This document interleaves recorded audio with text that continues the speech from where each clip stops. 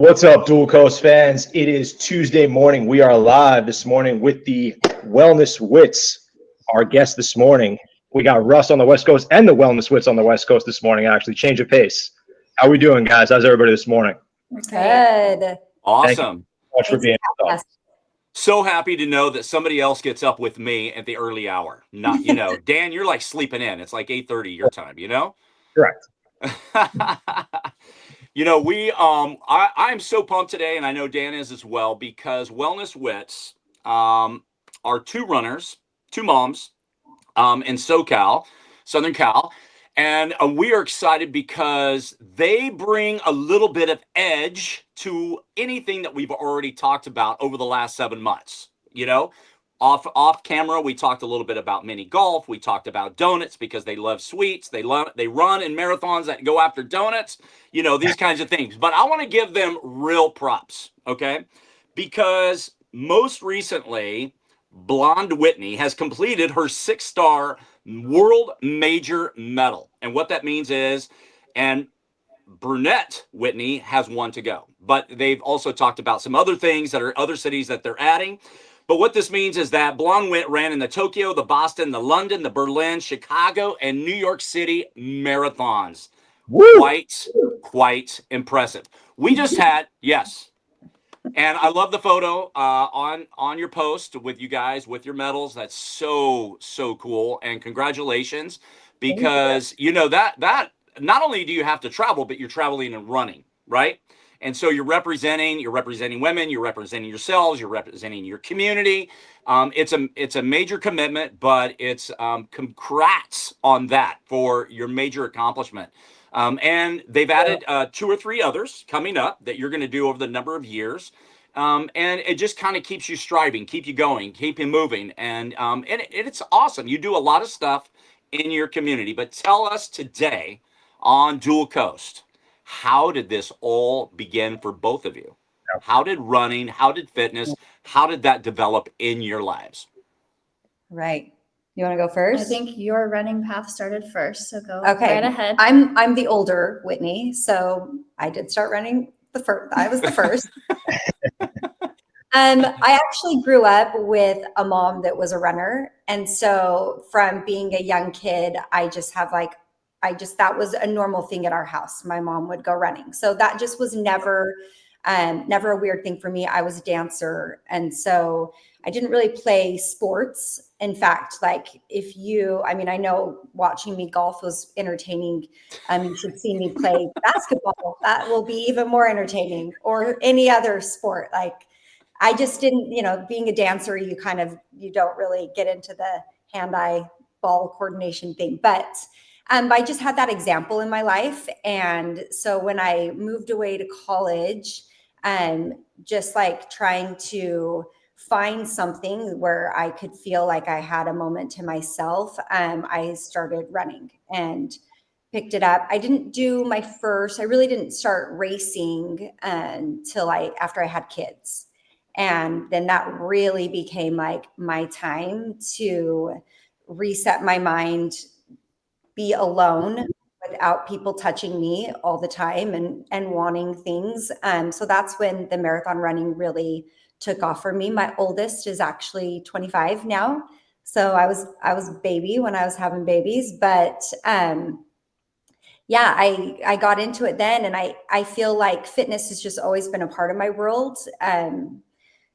From young on, I've always known that moving my body really mentally, physically, emotionally put me in a good space. And that's when I, really felt good with life and not a grumpy person. So I think it's just always been part of my world. And now every year I get older, the intention kind of changes. And the reason why I do it slightly changes. And I feel like, I don't know, there are moments where I'm I feel like I'm just getting started. Yeah, and sure. I'm for in you. But I just, I think it'll always be a part of my world, but it just started young. And it's amazing, what an example, even as a little 6-year-old kid, seeing what that does. Yeah. So Yeah. That's awesome. Amazing. And we get 2 answers today.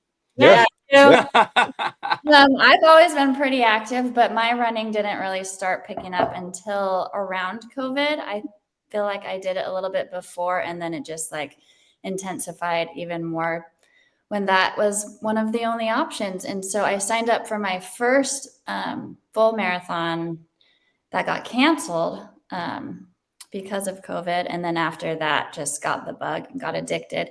And so I had I ran one in St. George, and then I ran the New York City Marathon. And then after that, I caught the bug to wanting to do the 6 world majors. And so we had met, become quick besties. And I had asked her if she wanted to do Chicago with me. She had already done New York and Boston. And so then right from there, we just kind of picked it up. Yeah. When you realize your crazies match, And your names. And your And- name. And your names. Yeah, you couldn't have found somebody with another name. yeah. It is funny always seeing people's reactions when they find that out. Because most of the time we're matching too. Which Yeah, just we do. How did you originally? Yeah. How did you guys initially meet? Was it running and marathons, or was it before that? No, we actually had a mutual friend that we didn't know that we had that invited us to a birthday party, and we just kind of met at this birthday party, and then we started playing tennis together. Shocking, I do play sometimes, but we actually just started playing tennis together and just became from there. just fast friends. And then one of us would get an idea, and the other one would say yes, and then it just kind of snowballed into this thing. Amazing. You can feed off each other. That's great. You know, somebody comes up with something, you guys are like, yeah, let's go at it. yeah, yeah, Well, we that's awesome. very seldomly say no to each Yeah. other's crazy ideas, which makes it really fun. It's Yeah. really fun. So Yeah. Of course. So you guys, you're up early right now. It's 5:30 a.m. on Cali time. You guys are obviously very disciplined. You train in a lot of different modalities. What are some daily non-negotiables for both of you in your wellness routines? You both get up every day. You have a non-negotiable that you go through. What do those look like when you get up? You say, okay, I have to do this today. What does that look like for you in your routines? I think I have to dedicate at least like an hour or just some kind of dedicated time, no matter what, to just make sure I'm showing up for me so I can show up for everybody else. I feel like I'm off completely if I don't do that. yeah. So, I mean, first thing in the morning is the best for me to just know what I'm doing. I feel like it changes day to day what we do, especially if we're in hard training, because then we'll need more of a rest recovery day, but it's still just making sure we get that time in to fill our cups up first so we can fill it for our kiddos. Yeah.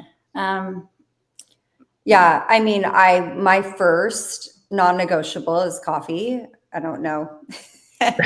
That's a good one. I agree. I think, we always try to take like a day off. Yes. But, it's like having whatever our workout is. And we like to support the community as much as we can. So we really do try to hit like lots of different gyms and clubs and try new things, but I guess the non-negotiable is like having the structure around it. So it's not a wake up and like, what am I feeling? It is a like, I know what I'm doing today. I've got a plan, and whatever plan I've created, I'm going to stick to it. Just especially being moms when we're juggling other kiddos' schedules and having to keep track of everyone else's worlds. Like, I need to know that, and my kids know that, well, no, mom has a plan and this is what she's doing. And my family is very respectful about that and like allowing me to have that time. So same, we're both the same. We prefer to work out in the mornings. I will work out in the evenings if that's my only option, but definitely prefer the mornings. So 5:30 isn't that It's not big of a that shock. bad. Sometimes Look that's at what you gotta do. They're all fresh. They're fresh. They're ready. I know. Got on the camera. It's like, whoa, they're ready. Look at I know. this. It's not 8:30. It's 5:30, and it looks like it's 8:30. Putting the miles in your head. miler at this hour. Yeah, easily. It's dark and you're not really sure what's going on out there. It makes the first hour go by really fast. So, as an athlete, right? There are hurdles that come along the way. There are challenges that come along the way. What has been the biggest challenge? And it doesn't even have to do with running, but what for you individually has been the biggest hurdle for you overcoming in your life? Ooh, I think for me, I think I hold myself to a really high standard. And it's been learning that my my good doesn't always have to be what what I expected. It doesn't always have to be so high. And so I really think that's a big lesson that I'm still learning is I need to have grace with myself. I always want to have an attitude of like, if I'm going to do something, I want to do it well, but I need to be able to relax what that standard looks like depending on what I'm going through in life. And so sometimes the standard genuinely just needs to be like, I showed up and I did it when I didn't want to. And then there are other times where it really is like, I'm PRing today. Like today's the day I'm going to be better than I was last week. But it's just like, I think mentally for me, this has been a big challenge is just learning how to have grace with myself and know that I'm not going to show up and hit this target that in my mind, I think I have to every time. And that's okay. And that doesn't mean I'm falling, Yeah. Yep. Awesome.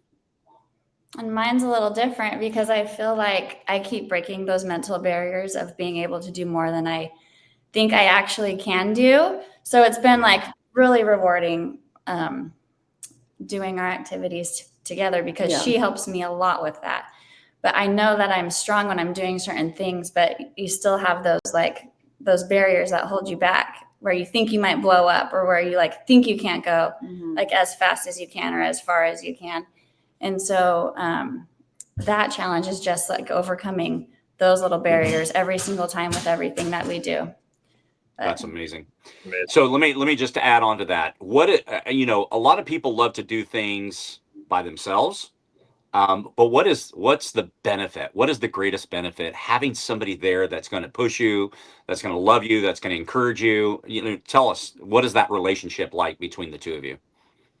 Oh man, like there are mornings where we're trying, we've got 20 miles and my alarm goes off and I'm like, sorry, I don't know language, but hell no, I don't want to. But I know she's going to be big. I know. I don't know. Like, do you have kids watch this show? I don't know. But probably not at 5:30. Probably not at 5:30.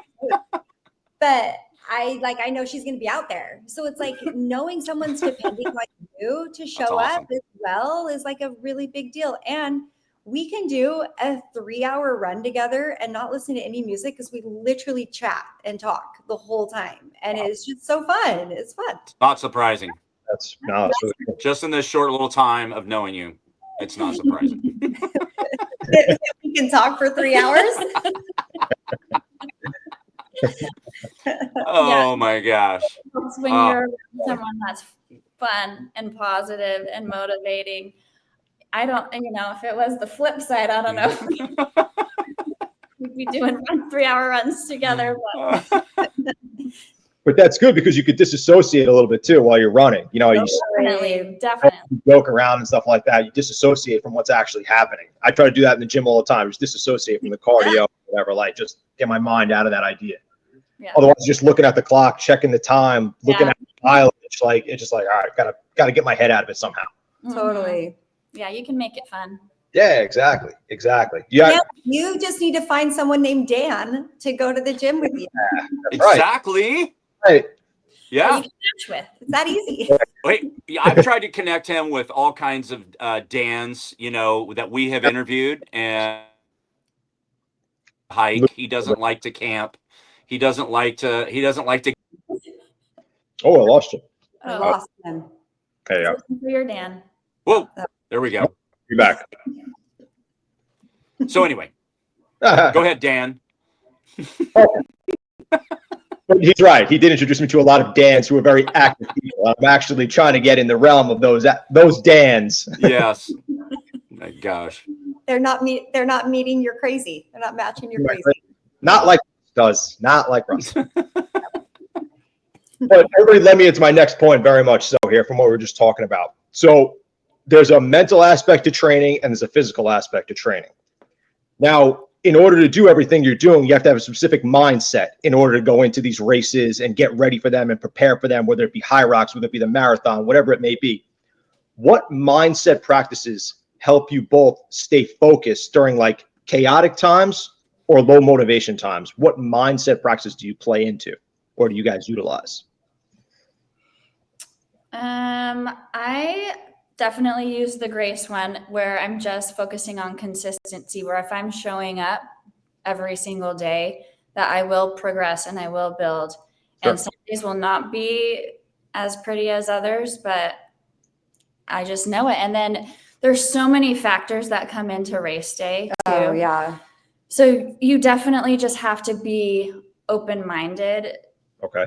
To like a bunch of different possibilities of weather, of crowds, of an injury flare, and then just try to make the best of it every single time. So I feel like trying to make the best of every situation and everything that comes your way, whether it's on a training day or if it's on a race day. Yeah. I think it's funny too, because I wish we had videos of us like literally like right before we start every long run or right before we start a race, because we actually kind of look at each other. We're like, okay, we can do this. Okay. And it's probably pretty entertaining to watch because we like kind of self pump up and then we go for it. And it's, yeah, I think it's like just trying to sit in a place of like, you got to have a positive mindset. I mean, you bring the negativity in and it just like pulls it all down. And I'm not saying we're always being and positive, but there is just something about that. And whether it's just like a little bit of self-talk, you know, and just reminding yourself, like, you've trained for this, you've got this, whatever happens, but. And knowing that you have to push through the hard to get that game. Yep. Absolutely. Yep. Yeah. 100%. So do you always run together on these marathons? For the races, yeah, we stay together. Yeah. Okay. We totally do. And we kind of have like our, we both do something different. So I typically wear the watch and pace us. So I kind of pay attention to what our pace is and try to lock us in on what we need for a certain time. And Whitney keeps track of like when we need to be eating our gels and making sure I don't skip water stations. And, you know, so we kind of like both have our job. And it's, yeah, we do. We stick together. And at the end, when one of us doesn't want to pull up, the other one forces. Yeah. You know, so it's great, actually. Yeah. What's the biggest disagreement you've had between the two of you? I don't know. It's so funny. Like, we really don't fight. No. I don't think so. Okay, I mean, not fight, but, you know, it could be just a, you know, a little disagreement. I mean, everybody has disagreements. Come on. No? I mean, and we travel a lot together. And, you know, sometimes like when you're traveling, especially internationally, like you see sides of people that you're like, oh, geez. Ooh, what did I sign up for? Yeah, we really don't. That's going to be our toughest question, which is great. That's good. Yes. Yeah. Now I'm going to get you to think. Yeah. We can circle back to that if I think of. Okay. Driven me nuts. I'm hoping that your dog will go to the water dish during this interview so we can get allowed to drink. He's right next to Whitney. He's like being so funny. He's like nudging her, like, you can kick him. That sounds rude. Don't like really kick him, but sometimes you have to nudge him. Yeah. Nudge him. Yeah. Yeah, he might drink for you. That's actually funny. So I have a question that is not really fitness related in any way. So you guys produce a lot of content on social media. You post a lot together. You know, you try to develop this Instagram following together, same way we do with Dual Coast. What do you guys hope that other moms see from your content or try to gain from your content? Do they try to gain motivation from it? Do you want them to take away something specific from what you guys produce? I'm always fascinated by the social media creation. Like what's the drive? What's the driving force? What do you guys want to put out there for people? You want to go first? Go ahead. Okay, I can go. It's interesting because I think social media can be so negative. Sure. And it can be such a comparison game. And so I think, we're really mindful of trying to not create something like that. But I feel like as we put stuff out, our hope is that other women can see that there's no barrier. You want to go out and do something, do it. Like, you want to sign up for a race, go for it. You want to, make it a destination race and go on a fun trip with your girlfriends, like, absolutely. Like, this doesn't have to just be done in your 20s. Like, age is just a number, and set a goal and be willing to put in a little bit of work and go for it. And whatever that is, it doesn't have to look like what Whitney and I do. I know running's not for everyone. But it can just be like it's not for us. We know that. Slow walk. But it can just be, we're hoping that we can just maybe put a little bit of this energy out there of like, you get to live your best life, whatever that looks like, and bring people along for the ride. Love It's it. fun and it's rewarding in so many different ways. Yep. And every time you learn more about yourself, and then it affects everybody else around you too in the best way. So. Yeah. I think, looking at your posts, looking at, your runs and everything, I think the word fun, when I look at the two of you, fun is a big part of your life. Oh, for sure. Yeah.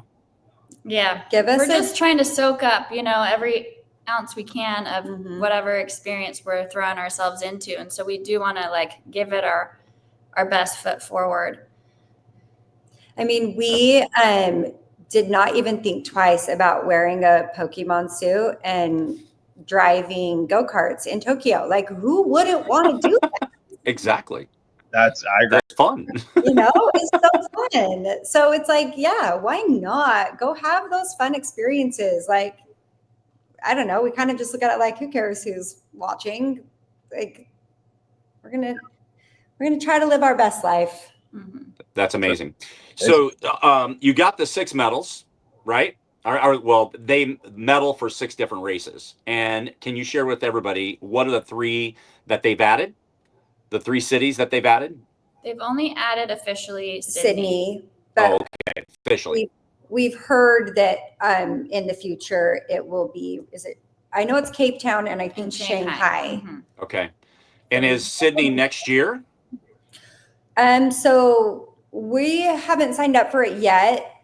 We need to figure out when we're going to do that. We want to get Burnett Witt to run Boston first. Okay. Yeah. So Boston's a spring race. So hopefully next April or the following, I'll be able to do that. And then Sydney is actually a fall race. And so we'll apply for that in December. Yeah. That next year. So how did that, Brunette Whitney, how did that make you feel 3 minutes shy of not making the race, right? To qualify? I was a little disappointed, but it was also like a PR for me. So I was actually still really, really happy with it. We've actually tried to focus on the fun aspect and not sucking the fun out of every single race. Yeah. Especially when we're on an international race and you really want to take in the culture and see who's on the sidelines cheering you on, or just soak that moment instead of just zoning in to make sure my paces are exactly on target. So there's a balance there. And then when we're traveling, you deal with jet lag, you deal with wanting to experience the food in the area. And so there's other little factors that you just might not get a PR anyways, but I'm okay with it because it's a once in a lifetime experience. Yeah. And so the 3-minute thing was very annoying because looking back, you know, I feel like I could have adjusted it here. I could have adjusted it here, but I mean, we had the best time ever. And so That's amazing. Keeps me on track to doing the next thing. Yeah, but what about your pace setter that runs with you, right? No. Couldn't you have gone 3 minutes faster?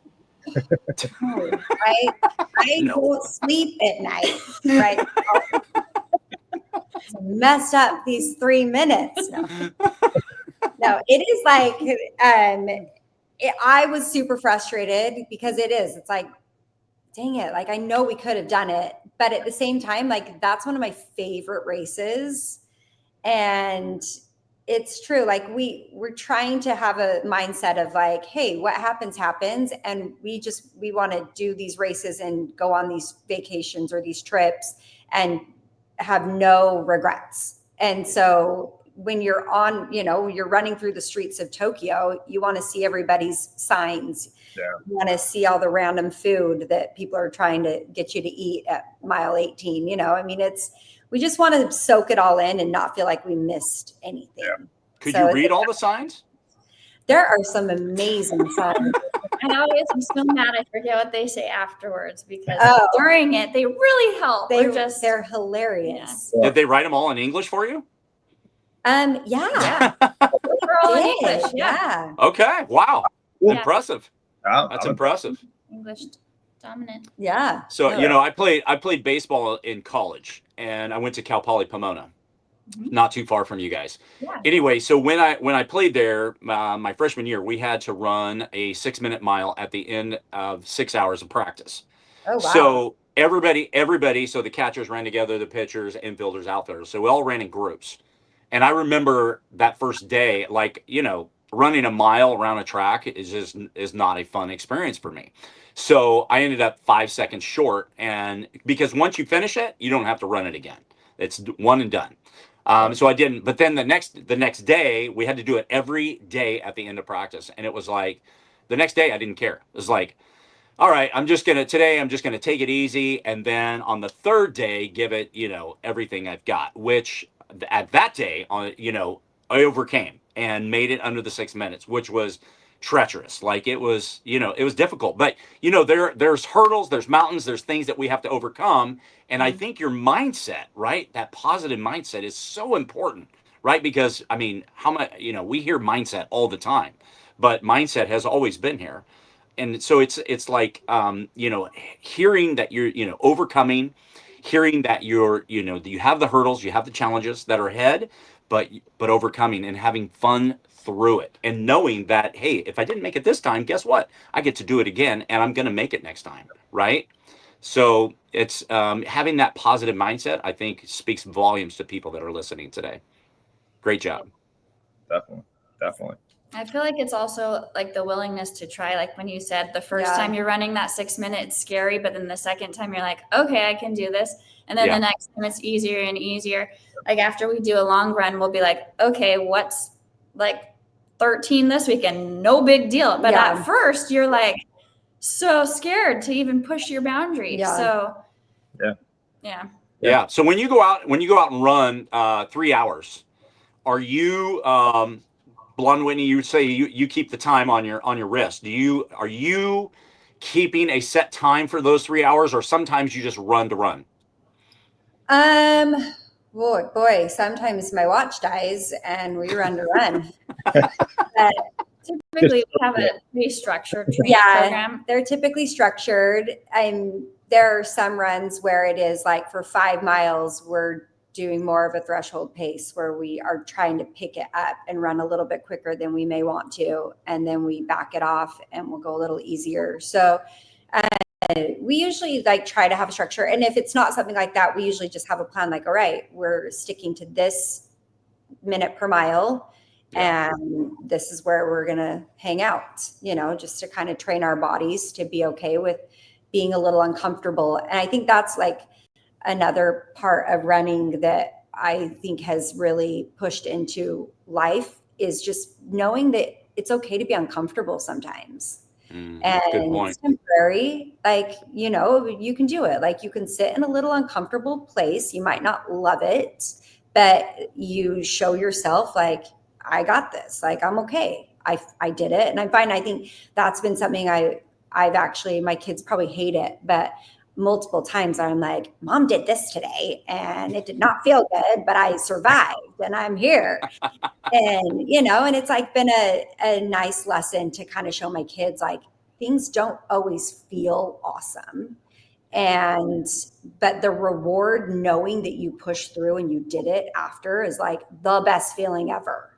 It feels so good, better than the medal that you get. But just knowing, like, I trained so hard for that. That was months of training and I did it, you know, like, I think that's like the best part about all of this. 100%. Very well said. That's very, very well said. Yeah. Well said. Brunette Whitney, have you ever thought about wearing a backup watch when the other one dies? I do have a watch on. I do. I'm just more ADD. And so it's so she just keeps us more on track. I do wear one. She actually, yeah, and hers is actually charged better than mine. Most of we did have one race where I wore her watch. So Okay. And it worked the entire time? it was great. I do better when I'm like not focused in on the numbers, because if I'm looking at the clock or like that will stress me out more. So Yeah. Okay. That's fun. But tracing back to what we just said, though, I do think, though, a lot of times doing these rigorous activities kind of prepare you better for life's hurdles sometimes.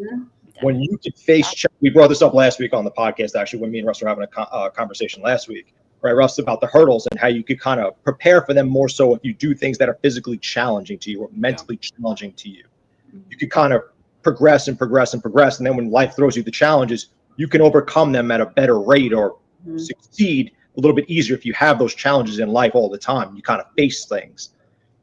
And, you know, some you do together and some you do on your own. And, you know, life has those hurdles that you have to take on by yourself, and life has those hurdles we can rely on you could work with other people on. Yeah, absolutely. Yeah. Go ahead. Yeah, quick question. So, you know, you guys are extremely busy, obviously. You're out there running every day. You're doing these marathons. You're traveling for these competitions. What's the most challenging part about balancing the fitness goals and parenting simultaneously? Boy, I think it's like trying to, I don't know, for me, so my kids, my youngest is 12. So I don't have like babies at home anymore. Sure. But it's changed from being like physically exhausting to more like emotionally exhausting, you know, as I feel like parenting kind of goes through those, that roller coaster ride. But I think for me, it's just like not, I have to, it sounds so selfish, but I have to put myself first. And it is like knowing that I've set these goals, that we have these goals, and, you know, we have race, like when you have a race, it's like a deadline. So it's like fitting, I think the most challenging thing is fitting in everything that I'm trying to do for my own personal goals. And then also being there for my kids in the appropriate way. And not, it's like juggling, it's so many balls to juggle sometimes, and they are bound to fall, like, and they do fall. And I find out I missed one kid's orthodontist appointment. I mean, you know, it's like stuff like that just happens.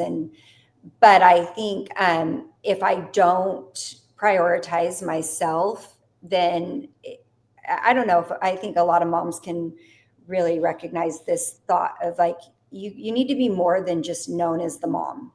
Like, you need to have your own self-identity, whatever that looks like, but it needs to be something that's not just being a mom. And it's not easy to do that. It's pretty hard. So that's my biggest challenge for sure. Yeah, I mean, I'd go along with that. I feel like it is scheduling and knowing that something's got to give. I am the worst cook ever. And so my kids, I'm way worse, actually. You're going to bring up a nutrition question. No. Well, I mean, I will make like a balanced meal, but it's just not fancy. So I don't know. I just have to sacrifice certain areas that I feel are like less important, but I don't know. Sure. And then just scheduling. Yeah, I'll have to do things a lot of times before they wake up or right after school drop off, or like we both teach. And so we'll have to work around Working those out schedules. schedules, Gotcha. that kind of thing. But making sure that I'm not using excuses. I feel like there is always an excuse to be made for not getting training in and for not being consistent. And I feel like if you focus on those excuses, you can justify why you didn't do it. But And then you're always mad at yourself. You don't regret it if you still figure out a way to do it. The rewards are so much greater. So That's good. Absolutely. You know, so a lot of people don't run. A lot of people don't exercise. What can you say today as an encouragement to those who live sedentary lifestyles? What can you encourage them with today to motivate them to get out and to move their bodies? I think that it doesn't even have to be anything stressful. If you're just making sure you dedicate that time, whether it's like mindful meditation, I mean, most people can do, there is something that anyone can do. You can do something from home, you can do something outside, you can do something with a friend. Like, as long as you're being intentional about even just being aware of like setting that time or setting that activity as an intention for why you're doing it, and you start realizing that you're showing up for yourself. When you start showing up for yourself, then that just will affect everything else. And there's always something you can do to show up for yourself. Yeah, absolutely. Yeah. I think like the biggest piece of advice is schedule it into your week, into your day, and then find a friend. Like, even if that's just like going on a walk every, but I think like if you schedule it in, the chances that you will do it skyrocket.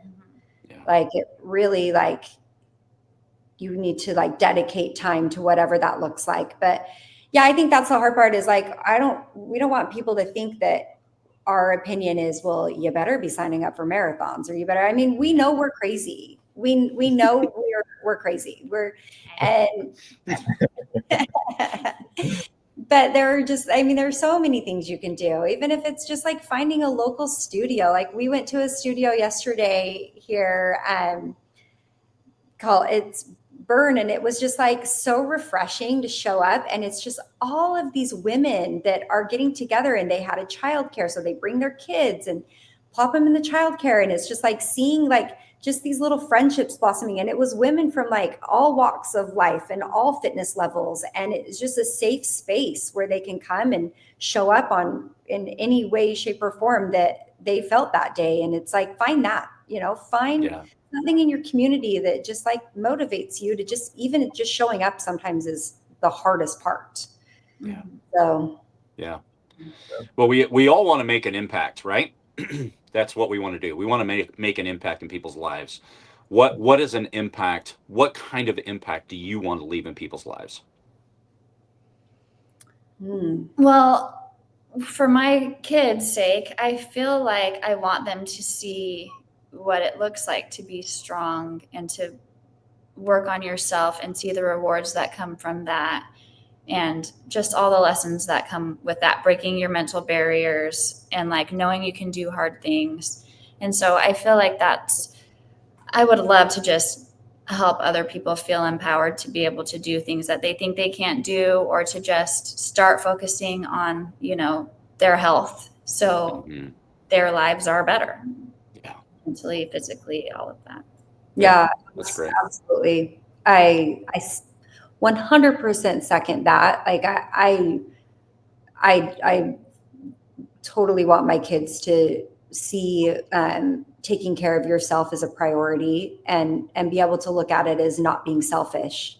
But it's like what they say on an airplane, right? Like, you got to put your oxygen mask on first before you put it on someone around you. And so I feel like if we can be that example of taking care of yourself so you can be there for your loved ones and others, that's a big deal. I think also I would love to be able to leave some type of desire or space of stepping outside of your own personal box and seeing how you can help other people. So whether it's just like volunteering or, you know, it's just like noticing, like notice your community, notice outside of your little bubble, like what is happening. And, you know, sometimes I think that's overwhelming because it feels like, well, like I can make a big difference. But I think if we all kind of had a mindset of yeah, I can do something, like how impactful that is, you know, when it's not just one, but you let that domino effect. And if everybody's trying to just like look out for those around them, like what an impact that could make. So easier said than done for sure. But yeah, I think that would definitely be, and that's something that Whitney and I actually try to do. You know, we'll do charity events and things like that and just trying to notice our community. So yeah. That's awesome. Amazing. Well, I know whenever I look at your posts and stuff like that, it brings a smile to my face because I know that you're having a great time. You're enjoying one another's company. You're having fun and doing what you're doing. You're working out. You're staying in shape, impacting lives, and lifting up your community. It's beautiful. Yeah. Thank you. Thanks so much. Incredible. Well, we're probably going to land the plane here with this one, but I just want to thank Whitney and Whitney so much for being on this morning. Thank you guys for joining us. And we close every podcast out with this question when we have a guest on, and we always say, wellness is not about perfection, but it's about progress. And that's the quote that we close every show out with. And what would you say that quote means to both of you? Oh, I think it's a lifelong journey that makes me excited. I'm excited to just keep on progressing. That's awesome. Yeah, 100%. I love that. That quote is, I feel like that is absolutely our motivation. Is age is just a number. Like every day you have an opportunity to like keep yourself on this journey, and the journey will change, you know, and yeah, it is all about the progression, not even about necessarily the end goal. It's just about like being on the ride, being on the journey, and it's fun. It's fun to be on that journey. So yeah, I love that. Awesome. Well, thank you guys so much for being on this morning. Greatly appreciate you both being here. Thank you. Russ, you still there with us? He's freezing. Thank you guys so much again for being with us. He's I don't know what you heard. What did you hear? You guys were all frozen. Was I frozen? You were. Oh, okay. All right. So what I'm going to here's my takeaway. I'm going to find a friend named Dan in Dan's community so he can work out. Blonde Whitney, I'm going to get you a watch that keeps time all the way through your run. Okay. And then we're going to send brunette Whitney to cooking class. Oh, How's I like this. Thank you. Thank you very much. Yeah. Perfect. There's help all around, right? Yes. I don't rest. We'll have to figure out what we're doing for you. That's it. Okay. Dual Coast Podcast, guys, signing off. Check us out on Spotify, Amazon Music, TikTok, Facebook, Instagram, Spotify, if I didn't say that already. Check out the Wellness Wits. Guys, what's your Instagram page where people could see you? Wellness Wits. You got it. Right Wellness there. Wits. Signing off. Thank you guys. You guys have been great. Thank you. Thank you, guys. It's been fun. See everybody next Go week. run. Thank you.